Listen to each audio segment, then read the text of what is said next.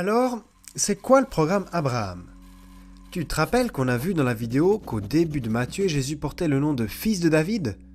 Ça signifie qu'il était le roi et le Messie juif tant attendu. Mais dans les 12 premiers chapitres, on voit qu'il est rejeté.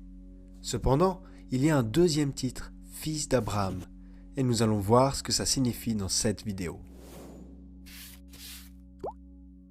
Pour bien comprendre la deuxième section de l'Évangile selon Matthieu, il faut d'abord commencer par montrer qu'il y en a vraiment une.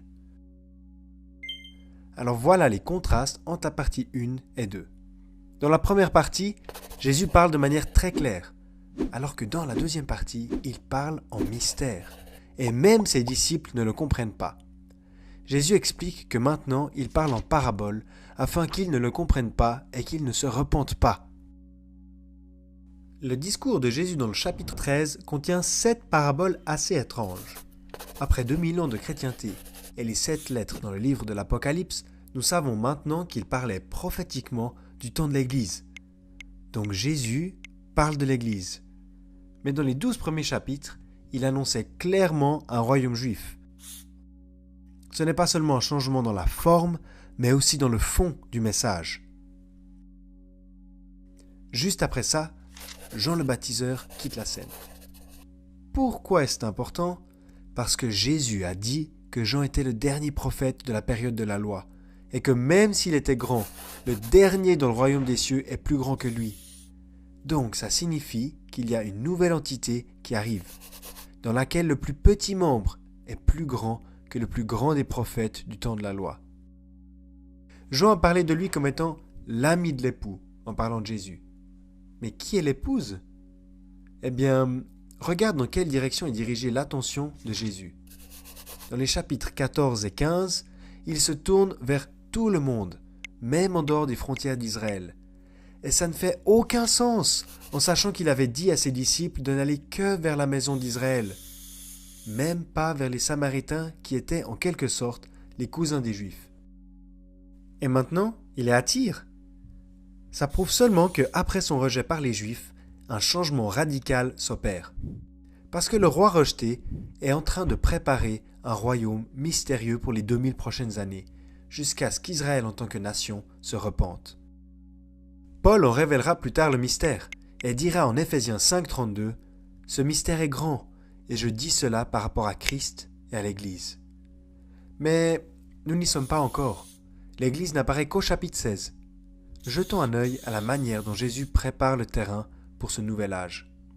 La transition est remarquablement décrite dans 3 histoires, vers les chapitres 12, 13 et 14.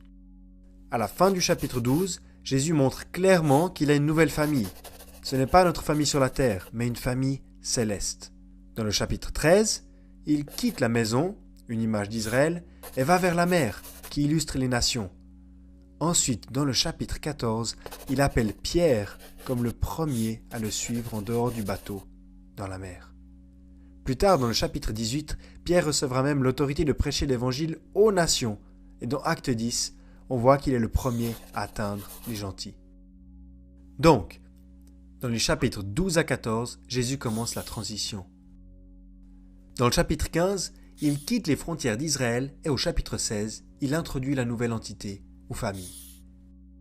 Je construirai mon Église. Je construirai mon ecclésia.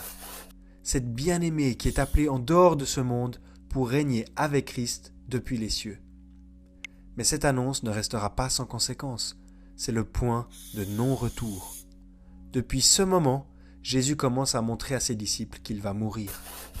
Et il se dirige vers Jérusalem pour la dernière fois.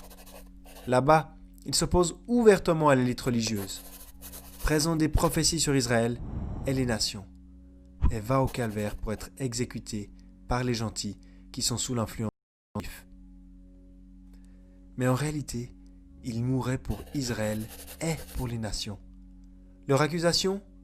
Le roi des Juifs, exactement ce qu'il avait dit à Pilate, parce qu'il était le roi des Juifs.